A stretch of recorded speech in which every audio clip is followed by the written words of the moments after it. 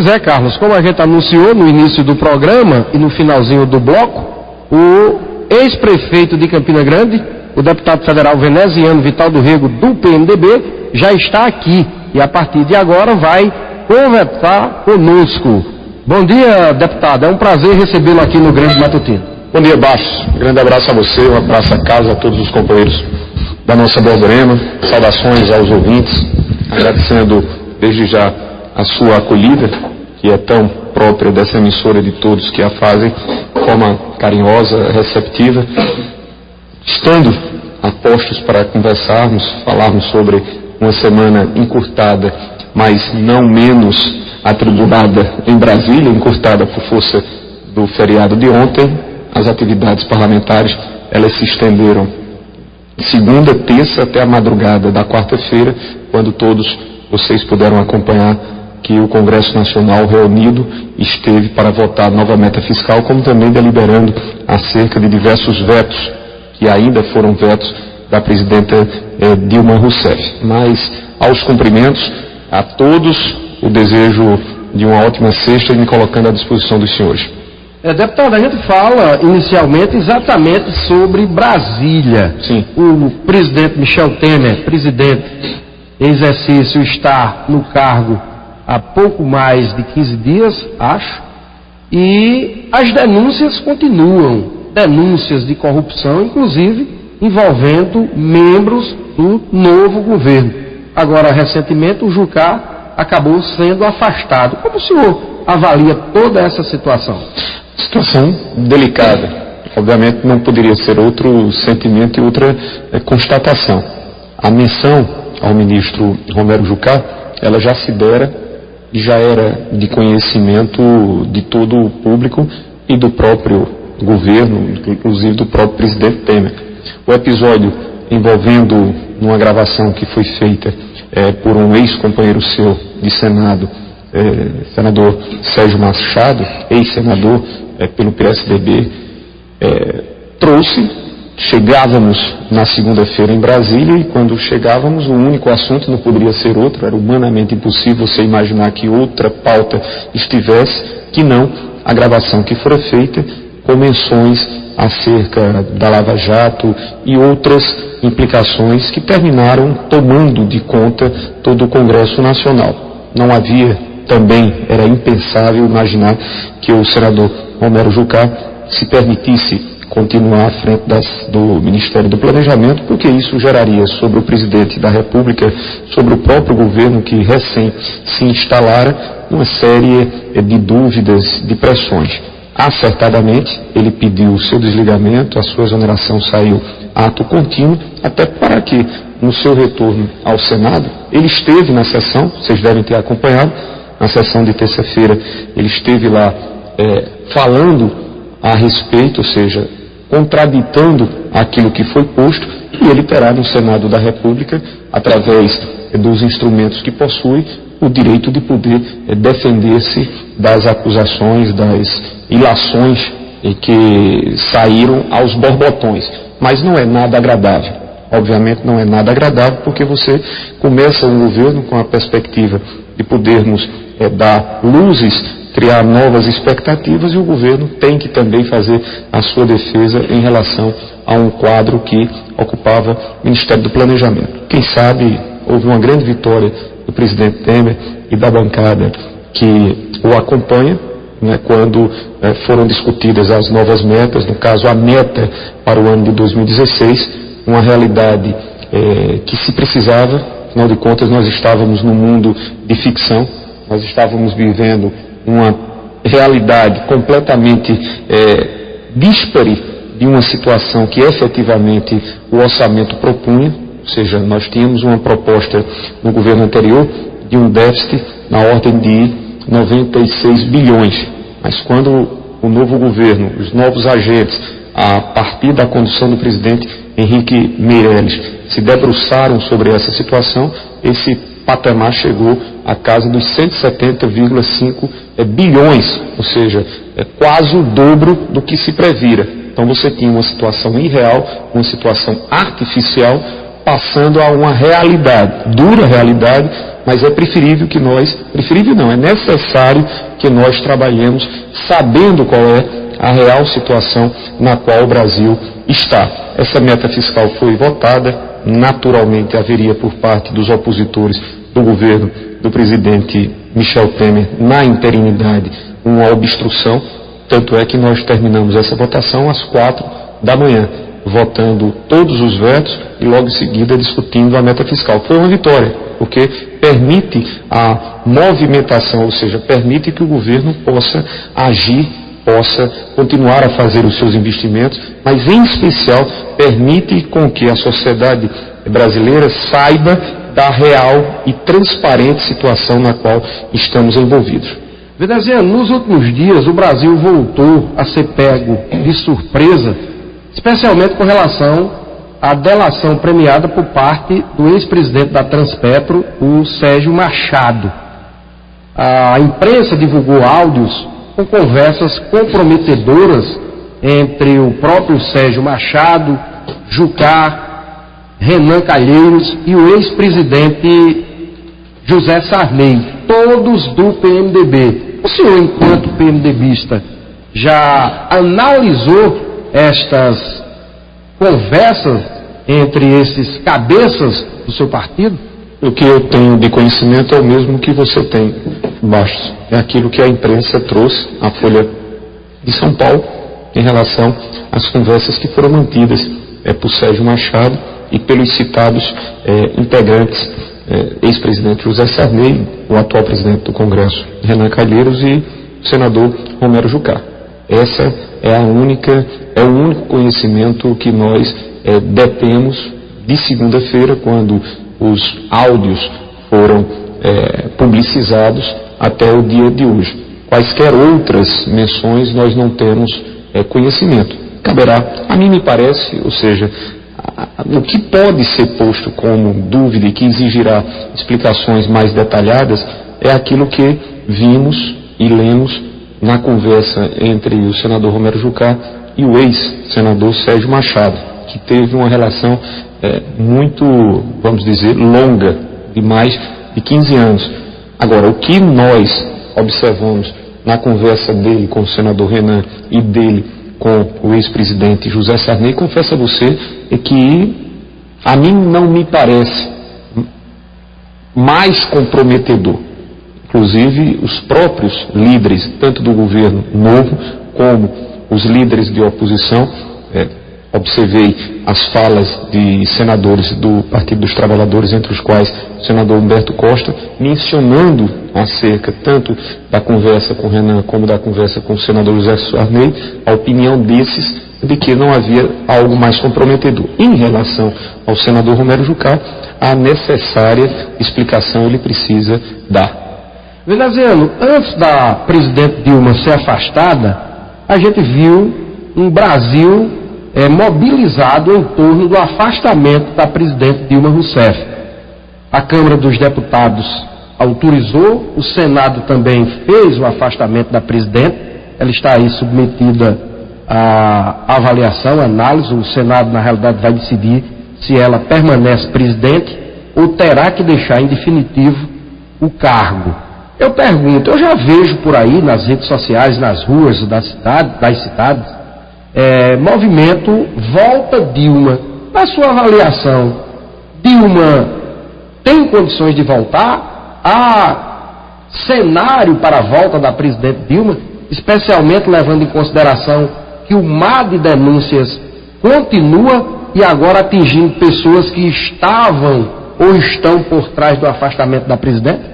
Olha, Bastos, observar, identificar essas reações como sendo surpreendentes, não as vejo desta forma. É muito compreensível, não apenas para esses primeiros dias pós afastamento pelo Senado da presidente Dilma, muito natural, muito compreensível e plenamente defensável que as pessoas que são simpatizantes da presidenta, pessoas que são simpatizantes do governo anterior, possam fazer essas mobilizações, possam expressar as suas opiniões, possam inclusive fazer a defesa pelo seu retorno. Isso é mais do que compreensível. E repito, não apenas para esses primeiros 15 dias, mas é algo que nós veremos, não sei se em escalas maiores ou menores.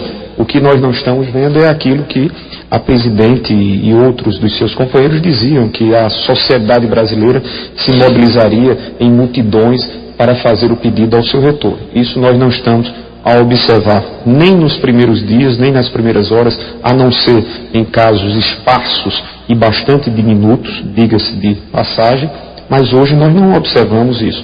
As colocações, as opiniões em alguns meios alternativos, redes sociais, não vejo como algo surpreendente. Penso que o Senado se debruça. Ontem acompanhava alguns instantes da discussão que se manteve na comissão especial no Senado da República, calendário previsto, ou pelo menos proposto, pelo senador Antônio Anastasia, que é o relator da comissão especial que tratará na instrução todo o processo envolvendo a presidente Dilma, propõe que isso seja concluído até o mês de agosto. É o tempo suficiente, a ótica do senador Antônio Anastasia, e que todas as provas que poderão ser produzidas, tanto pela presidente como por aqueles que a acusam, como também as provas testemunhais, depoimentos os mais variados, sejam coligidos, reunidos para um julgamento definitivo até o mês de agosto. Mas a sua pergunta, eu não vejo, primeiro, surpresa com algumas reações, mas também não vejo razões para que daí imaginemos um retorno até o mês de agosto. O que é preciso que nós estejamos atentos, estejamos expectantes, é que esse julgamento se dê com base naquilo que a Constituição exige, ou seja, o direito à ampla defesa, para que a presidente possa expor e contrapor-se às acusações sobre possíveis e supostos crimes de responsabilidade, como também que a denúncia feita traga robustez em relação aos pontos apresentados. E aí, ao final, o Senado se pronunciará, julgando-a como responsável ou exculpando-a, ou seja, inocentando-a. Se o Senado inocentá-la, a presidente volta. Se o Senado, obviamente, entender que houve participação efetiva da presidente, o Senado a afastará de maneira definitiva. O governo é que não pode parar. Ou seja, o presidente Temer, quando assumiu com a responsabilidade de trazer e de apresentar sugestões para que nós corrijamos os rumos extremamente difíceis que nós nos encontramos. Numa economia combalida, numa economia que mais um ano se apresenta com retração significativa. Esse mês, levantamentos do CAGED, quase 80 mil postos de trabalho foram perdidos no Brasil. Somados esses últimos anos, são milhões de novos desempregados, situações que precisam ter um paradeiro. E para se ter esse paradeiro, você precisava desses ajustes, desses primeiros ajustes que estão sendo promovidos pelo governo do presidente Temer, aonde necessariamente serão cobrados, e lamentavelmente serão cobrados mais sacrifícios. Mas ou nós entendemos como necessárias essas reações, essas medidas corretivas, ou então a tendência era só piorar. Veneziano Vital do Rego. Pois não, Carlos. Com relação às próximas eleições municipais, aqui em Campina Grande, alguns pré-candidatos já estão com o pé na estrada, realizando vários eventos. Pergunto eu ao senhor, a sua pré-candidatura já começou ou ainda é cedo? Não, a pré-candidatura já está posta, repito, desde o início do ano, um pouco antes de 2016. O que nós vemos e entendemos também como plenamente compreensíveis, algumas candidaturas apresentadas, fazendo reuniões, é necessário, Carlos, que você observe e faça as devidas separações. Por quê? Porque como nós já fomos prefeito de Campina Grande durante 8 anos, conhecendo a cidade, e graças a Deus a conheço nos seus mais ricos detalhes, nós nos permitimos saber a situação de Campina Grande e por isso promover, e mais do que isso, sistematizar uma nova proposta de ação administrativa. Alguns companheiros que estão começando a ter esse trato em nossa cidade, começando a conhecer um pouco mais a cidade, esses companheiros precisam realmente fazer algumas reuniões para que tenham conhecimento de causa. Mas a gente conhece cada pedaço do chão de Campina Grande. Em qualquer bairro de Campina, em qualquer região que nos façamos presentes, não apenas levando ou renovando aquilo que foi feito por nós, enquanto prefeito de 2005 a 2012, como aquilo que nós desejamos trazer de volta a uma cidade que, a mim me parece, não é só apenas uma percepção. É um juízo de valor, é um conceito que eu tenho. Campina perdeu e perdeu muito. Não há como você desconhecer essa realidade, não há como essa realidade ser encoberta. A administração atual é uma administração que deixou muito a desejar, sob todos os aspectos, em todos os setores. Para onde quer que nossos olhos se voltem, nós observamos isso. Seja na área da educação, seja na área de saúde. Não adianta maquinar e maquiar a questão da saúde, porque ela é gravíssima em Campina e só tende a piorar se não houver uma renovação de ideias em relação a esse segmento. Agora, é natural que esses companheiros possam estar fazendo suas reuniões. A pré-candidatura nossa ela está posta. Semana passada mesmo nós nos reuníamos com o companheiro presidente do PR, companheiro Bruno Roberto, que mostrava naquele instante o desejo de poder fazer uma parceria conosco, inclusive colocando-se como um nome, e é um nome de valor, a uma chapa majoritária. Essa semana também tivemos com outros parceiros, tranquilo, ou seja, temos a plena compreensão de que é uma campanha que haverá de se desenvolver de forma, pelo menos pelo meu lado, propositiva, mostrando à nossa cidade que poderemos fazer muito mais. Pois não. Comenta-se nos bastidores da política local, sim, uma possível aliança entre o PMDB e o PSDB em Campina Grande. O senhor acha possível? Carlos, esses comentários eles são advindos da capital. Em Campina Grande, em nenhum instante se observou, até porque não há absolutamente qualquer perspectiva e qualquer chance de uma composição entre PMDB e PSDB. A candidatura do PSDB... Deixa eu fazer um adendo aí, pois não, deputado. Se realmente for confirmada essa aliança lá na capital do estado, e se essa aliança se estender a Campina Grande... Mas como é que ela se estende? Campina Grande ela tem autonomia de decisão, basta. Não há nenhuma decisão impositiva. Nesse caso o senhor não acredita e é contra? Não, eu não me meto, ou seja, eu não meto a colher naquilo que não me compete. Mas o senhor é a principal liderança do PMDB aqui em Campina? Sim, querida, é isso que eu estou dizendo a você. Aqui em Campina Grande, ou seja, nós temos uma autonomia para tomar as decisões que são do interesse do PMDB local. É por isso que eu estou te falando. O que acontecer em João Pessoa, o que acontecer em outros municípios, em nada traz como consequências ou como reflexos a realidade político-partidária do PMDB em Campina. O que eu ouvi, inclusive, porque a mim foram feitas as mesmas perguntas que você e que Carlinhos me fazem nesse instante. Essa semana recebi telefonemas, eu estava em Brasília, de alguns companheiros jornalistas que respondem em alguns portais da capital. Primeiro dizia que não tinha conhecimento e não tinha realmente mais detalhado sobre essas conversas. Depois eu disse, olha, eu não interfiro, nunca tive pretensão de interferir sobre a realidade. Se o PMDB de João Pessoa deseja apresentar a candidatura do deputado Manuel Júnior, que assim a apresente, apresente as ideias que defende o deputado Manuel Júnior. Agora, se o PMDB está em conversações com o PSDB local que eu digo, em João Pessoa, também não sei. Se o PMDB e o PSDB estão discutindo possíveis composições com o prefeito Luciano Cartacho, também não tenho conhecimento. E nada daquilo que acontecerá em João Pessoa, nada, absolutamente nada, interferirá sobre a realidade de Campinas, sobre a realidade de Guarabira, que tem uma candidatura do PMDB, sobre a realidade de Patos, que tem uma candidatura. Quando você fala 2018, aí a gente tem que falar. Ou seja, eu não posso me intrometer e não me intrometo sobre realidades municipais.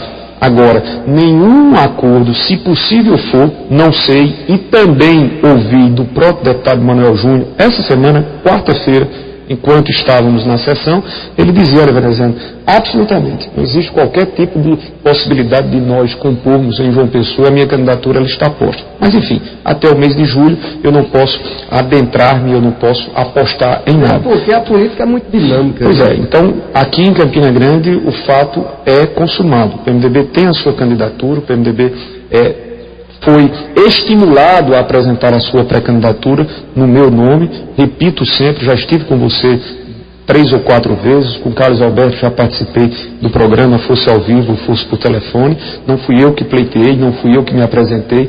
Foi uma apresentação feita por outros, entre os quais o próprio governador. Isso é fato consumado. Eu estou numa fase que é a fase de discutir Campina. Ou seja, quem me ouve agora deseja saber, Vené, nós conhecemos aquilo que tu fizeste. Agora mesmo aqui embaixo, quando estava esperando o elevador, eu falava com 2 companheiros e eles me perguntavam, Veneziano, quais são as tuas ideias em relação ao sistema de transporte? Porque muito se fala sobre acabar o sistema integrado. O prefeito disse, olha, muito pelo contrário, nós vamos trazer para Campina Grande aquilo que o prefeito não fez de forma incompetente e perdeu, que foi o VLT. Nós vamos fortalecer o sistema de integração dos meios de transportes coletivos em nossa cidade. Então, esse debate é o que nós desejamos. Agora, em nível estadual, você começava em 2018. Aí não. Aí, todos nós teremos que ser ouvidos. Porque aí é uma realidade na qual Campina Grande se insere. O senhor é favorável a essa aliança? Não. PSDB? Não sou. PSD e PMDB para 2018? Não sou. Não sou. O senhor ainda pretende ser candidato a governador? Não, eu não falo.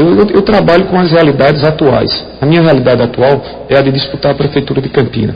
Nós apresentamos uma proposta em 2014, ela não foi adiante por força do próprio partido, através dos seus integrantes não desejarem, ou seja, traíram o projeto do PMDB, me recolhi, apresentei-me como candidato a deputado federal, graças a Deus e às pessoas que simpaticamente votaram conosco, quase 180 mil, só em Campina Grande foram 65 mil votos, nós estamos representando, acredito, fazendo o nosso papel como legislador, como proponente, a produção legislativa nossa, diga-se, digna de registro, me perdoe a imodéstia, mas é fato, os números mostram isso. A questão de 2018 para 2018. Meu foco, a minha concentração, as minhas... Por que essa aliança? PMDB, PSDB, PSD? Porque não há sentido, a não ser que nós aqui voltemos a desconhecer a opção que o PMDB fez em 2014. Então, se o PMDB, há menos de 2 anos, fez a opção por votar numa parceria com o PSB em 2014, as contas não receberam absolutamente um centavo sequer de qualquer empresa investigada, ao contrário de muitos outros agentes políticos, inclusive aqui de Campina Grande. Não me convém fazer menções, até porque vocês bem sabem a própria cidade. Nós não recebemos nenhum tostão, nenhum centavo de doação de quaisquer empresas. Nossos nomes não estão em quaisquer listas, como alguns têm os seus nomes identificados em listas de Caixa 2. Então, essas pessoas é que precisam se explicar. Terceiro, quando Vitalzinho foi presidente da Comissão Parlamentar de Inquérito, Carlos Alberto, sabidamente está lá nas atas, Vitalzinho não tinha qualquer controle sobre convocação, definição de quem era ou de quem deixaria de ser convocado a prestar esclarecimentos. Ponto. Quem fazia e quem tomava essas decisões era o colegiado, os líderes que tinham assento lá na Comissão Parlamentar de Inquérito. Outro ponto, quando esse senhor, que é funcionário de uma das empresas, a Andrade Gutierrez, mencionou Vitalzinho, ele disse, e claramente está lá no seu depoimento, na sua delação, enfim, que Vitalzinho esteve em um encontro, não demorou mais do que 10 minutos, e não participou absolutamente de qualquer outra conversa alusiva a chamar este ou deixar de chamar aquele. Outro ponto, a Andrade Gutierrez, à época, em 2014, sequer era investigada. Ela só passou a integrar o rol de investigadas em 2015. Então, todos esses pontos mostram, obviamente, que Vitalzinho não tem qualquer tipo de relação. Agora, se a PGR, e quando o ex-senador Delcídio fez um rol de menções, partindo da presidente Dilma, chegando ao ex-presidente Lula, passando pelo senador Aécio Neves, não haveria a PGR, e a gente tinha essa compreensão, de não entender que fosse feito o pedido de investigar a todos. Ora, você tira Vitalzinho, deixa Lula, você tira Lula, deixa Aécio, não. Faça investigação sobre todos. O próprio senador Aécio Neves, em uma fala, se saiu muito bem, como disse, até uma oportunidade para fazer os devidos e necessários esclarecimentos.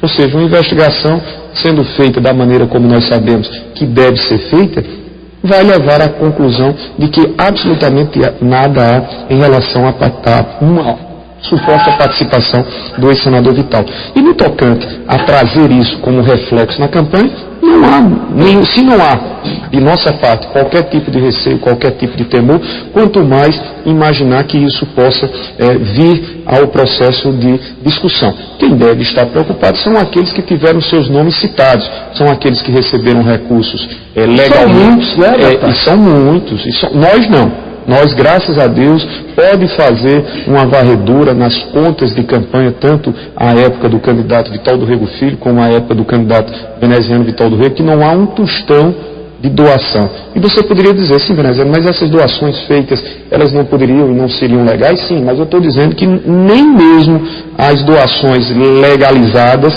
elas foram feitas para as nossas campanhas.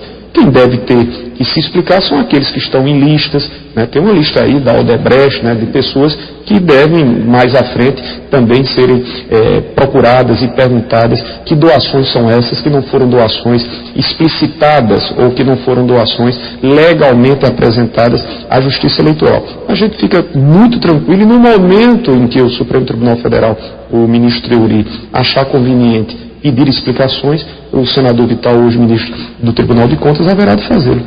O governador Ricardo Coutinho declarou recentemente, em entrevista, que em Campina Grande não vai subir no palanque do PMDB porque o partido dele, o PSB, tem candidato à prefeitura de Campina Grande. Pergunto, como é que está a convivência política hoje do deputado federal veneziano Vital do Rego com o governador Ricardo Coutinho? Carlos Alberto, com a sua permissão, com a permissão também do deputado federal veneziano, nosso entrevistado de hoje, a gente vai para o bloco comercial, depois, na volta, o deputado responde a sua pergunta e a gente... Veneziano Vital do Rego, repetir a pergunta que eu deixei no ar, com relação à próxima campanha, o governador, em entrevista, disse que não sobe no palanque do PMDB aqui em Campina Grande porque o seu partido, o PSB, tem candidatura própria na cidade. Aí eu pergunto o seguinte, como é que está a convivência política atualmente do deputado federal veneziano Vital do Rego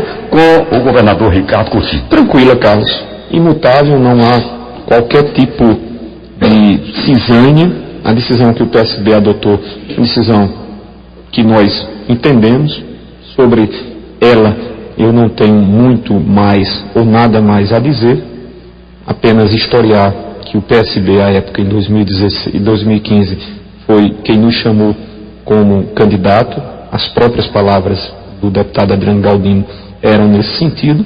Houve uma mudança de estratégia e essa mudança tem que ser compreendida por nós como plenamente do PSB, ou seja, de autonomia e de estratégia interna das hostes socialistas. No tocante ao governador dizer que vai subir no palanque, é natural, ele tem a sua candidatura, é claro que ele não estará aqui a se contrapor ao nosso nome, apresentará como tem apresentado o nome do seu partido, não apenas em Campina, mas em outros municípios. Vamos fazer as candidaturas, ou seja, o PMDB, aonde tiver nomes, e graças a Deus esses nomes nós possuímos em grande e larga escala do território paraibano, assim haveremos de fazer.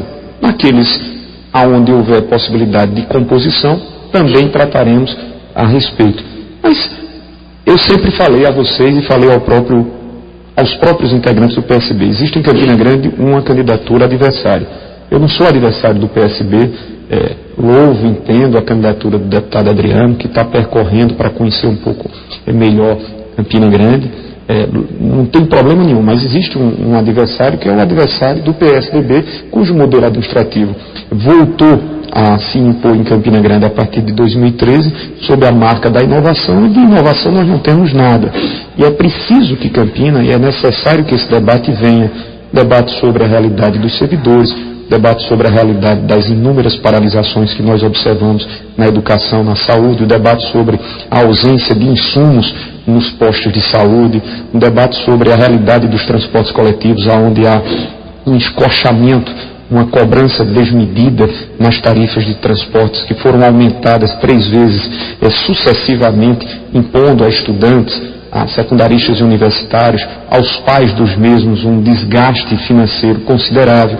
O debate sobre obras que estão paralisadas, mesmo com recursos em caixa. O debate sobre um governo que usurpa eu tomei conhecimento, Baixo, não sei se é verdade, mas acredito que sim, porque não haveria de trazer inverdades ao meu conhecimento, companheiros que dialogam conosco nas redes sociais. O prefeito estava aludindo a Agemiro de Figueiredo como se fosse obra sua, querido Sérgio Oliveira. A Agemiro de Figueiredo, a avenida, ela foi iniciada por nós numa luta tremenda para que nós conseguíssemos aqueles recursos. Foi iniciada, fizemos cerca de 30% a 40%, só não houve condições de concluí-la porque era necessário fazer o deslocamento tanto da rede de alta, como também adutora que passa lá da CAGEP, mas deixamos em caixa no dia 28 de dezembro 17 milhões e 200 mil reais. Aí o prefeito vai lá, faz uma mídia dizendo que a Agemiro de Figueiredo teria sido uma obra executada por ele. Então esse debate, mostrar como estão as nossas creches paralisadas, mostrar como a Feira Central deixou de ser urbanizada, perdendo mais de 21 milhões de reais, o Canão de Santa Rosa está aí completamente abandonado. O prefeito agora lança mão de mais uma inverdade, diz que ia fazer 400 ruas até o final de 2016. Uma grande mentira, principalmente porque diz que vai fazer essas obras com recursos que são da educação. Você sabe disso, que em 2008, 2009, nós conseguimos, nós apresentamos e promovemos uma ação, demos entrada com uma ação para ter a recomposição dos recursos do Fundeb, na época Fundef. E esses recursos eram recursos que não tinham sido passados pela União. Nós vencemos, como Campina Grande, outros municípios, saudando a presença do meu estimado, sempre querido Zé Agra, ao lado do seu filho Rossandro Agra. Esses recursos, eles foram, essa ação proposta pelo município de Campina Grande à época, como outras propostas em diversos municípios brasileiros, ela foi vitoriosa, reservando-nos precatórios até o final do ano. E aí o prefeito, querendo utilizar recursos que são para a educação, exclusivamente para a educação, sabidamente para a educação, remete à Câmara proposta para que esses recursos possam ser utilizados de outras formas. E pior, lança licitações com fontes inexistentes. Então a empresa que comprar, ou a empresa que venha a ser possivelmente vencedora e venha começar qualquer obra, saiba de antemão de que esses recursos não serão pagos, porque são recursos da educação. Essa é a posição do Supremo Tribunal Federal, essa é a posição da Procuradoria-Geral da República, essa é a posição da AGU. Então o prefeito lança mão de propaganda dizendo: nós vamos fazer até o final do ano 400 ruas, era como se todos os dias tivessem que ser entregues 2 ruas pavimentadas. Então a gente precisa ter um paradeiro em relação a isso. No tocante à sua pergunta, vejo com naturalidade a presença do governador Ricardo Coutinho ao lado do nome do PSB. Tem problema algum? Veneziano, neste caso, a aliança com o PSB, pelo menos no primeiro turno, não há condições. Não há, porque o PSB tem o seu nome. O PMDB tem um nome que foi apresentado pelo PSB em outubro. Ou seja, se é paradoxal, se é contraditório um dia o PSB ter dito que o melhor nome seria o do PMDB, enfim... O Adriano Galdino disse que sonha com a sua esposa, a advogada Ana Cláudia, como candidata a vice na chapa dele. Bastou, já mencionei a minha alegria, a minha satisfação. Nenhum esposo deixa de estar alegre ou deixa de ficar satisfeito com uma menção carinhosa de reconhecimento a respeito de uma companheira. E principalmente, não pelo fato em si de ser minha esposa, mas porque a Ana Cláudia, graças a Deus, ela tem esses valores. Ela é do PMDB, tem esses valores. Primeiro, uma pessoa extremamente simples, humilde, tratável, que me ajudou muito sem precisar estar na prefeitura durante os 8 anos, me ajuda permanentemente. Pessoa que, quando foi chamada a ocupar postos administrativos na administração pública estadual, como secretário à época do governador Zé Maranhão. Agora, recentemente, até então respondendo pela superintendência da FUNASA. Entregou o cargo no momento em que o PMDB se desligava do governo. Eticamente, ela não poderia permanecer à frente de um governo, de um cargo federal. Então, a gente fica feliz pela lembrança, mas nós já dissemos que a candidatura do PMDB é uma candidatura a prefeito. A alegria de poder ter as suas menções, mas nada além disso. Né? O seu nome foi rifado, veneziano, quando o senhor em 2014. A pré-candidatura ao governo do Estado. Sim. Eu pergunto, se realmente vingar esta aliança que estão divulgando aí, PMDB, PSD e PMDB, PSDB, PSD e PMDB. Já agora para 2018, o senhor não teme passar pelo mesmo processo? Não aqui há, em Campinas? Não, absolutamente. Aquilo que na primeira ou na segunda pergunta que tu me fizeste, ou foi o Carlos Alberto que me fez, eu disse que qualquer decisão do PMDB local é uma decisão que compete única e exclusivamente às estratégias que o PMDB em Campina Grande tem como melhor para o partido e para a cidade. Então não há receios de nossa parte que a estrutura estadual, até porque eles nos respeitam. O fato de 2014 nós temos que ter deixado com 15% nas pesquisas que eram feitas à época a candidatura na corrida da disputa estadual, e eu penso que foi para o PMDB, não por força de ser à época o nosso nome, o candidato, ou o pretenso candidato ao Palácio da Redenção, basta. Mas acho que foi uma estratégia errada naquele instante onde havia uma dissensão, uma divisão entre o governador Ricardo e aquele que o apoiara, o ex-governador Cássio Cunha Lima. Eu via e enxergava uma oportunidade de ouro do PMDB estar em meio a essa disputa apresentando-se como alternativa. Agora, os interesses pessoais, aquilo que na política se vê muito, a aposta naquele que em tese é favorito e não naquele que está se apresentando, correndo por fora, terminou sendo o que prevaleceu entre outros companheiros. Ou seja, muitos prefeitos ligados, vinculados ao PMDB e que poderiam mais do que nunca cumprir as suas obrigações para com o PMDB diziam: olha, eu vou votar no governador porque é o governador do estado, eu vou votar em Cássio Cunha Lima porque é um governador eleito. Àquela época, Zé Agra, ninguém imaginava, ou poucos imaginavam, que Cássio pudesse perder a eleição. Principalmente eles mesmos já achavam eleitos naquele pleito. E aí corriam ou para um lado ou para o outro, ficando a candidatura do PMDB adstrita a poucos prefeitos que tiveram um comportamento e uma postura correta.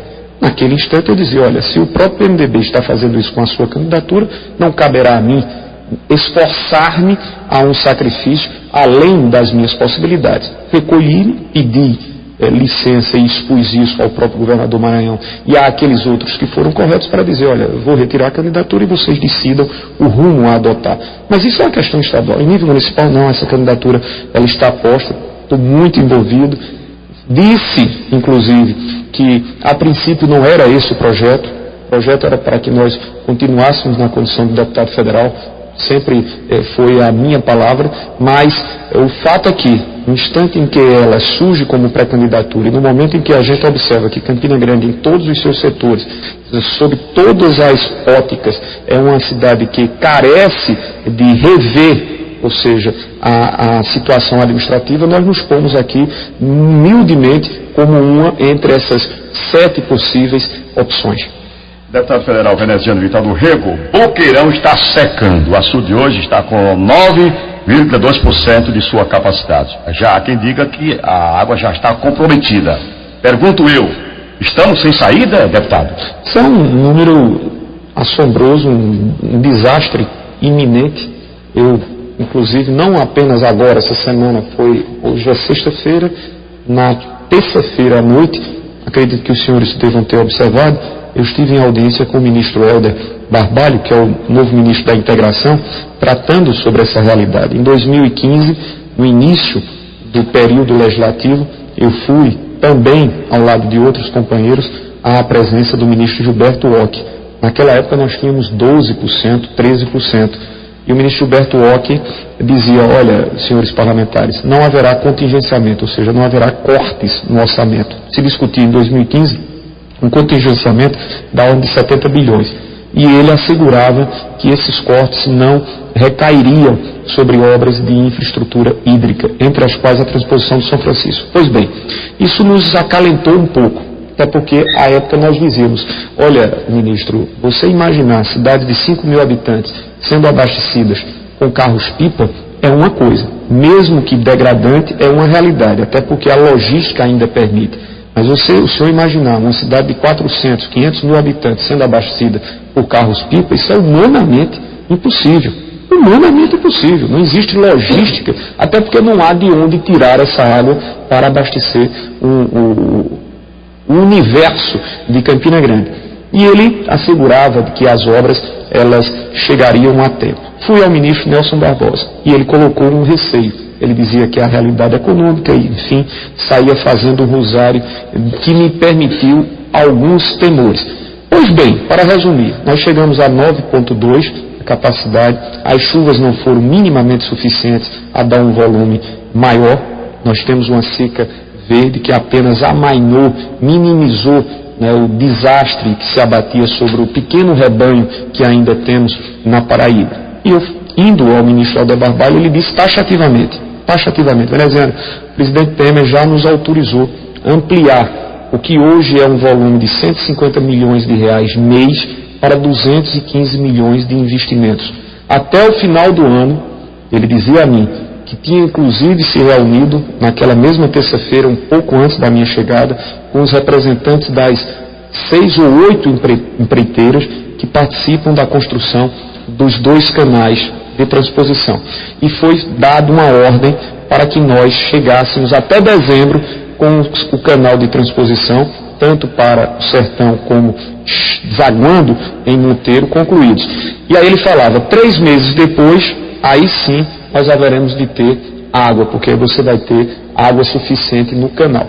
E eu expus essa realidade, ele inclusive fez chegar, eu não trouxe a vocês, mas ele fez-me chegar a realidade através dos levantamentos feitos pela Agência Nacional de Águas, a ANA, né, sobre a situação atual dos mananciais paraibanos. E ela é extremamente gritante, preocupante. Então, a gente tem, imagine, que torcer para que cheguemos até o final do ano com obras concluídas e que ainda suportemos até o mês de março, com esse risco de não mais podermos consumir uma água que pode estar, inclusive hoje, não sei, só tecnicamente a CAGEPA, enfim, e outros podem dizer claramente se essa água já está imprópria. Mas é algo lamentável, algo lastimável. Torçamos e oremos para que consigamos chegar até o final desse ano, início do próximo ano, para que a água, sim, de transposição já nos abasteça. Não há outra alternativa.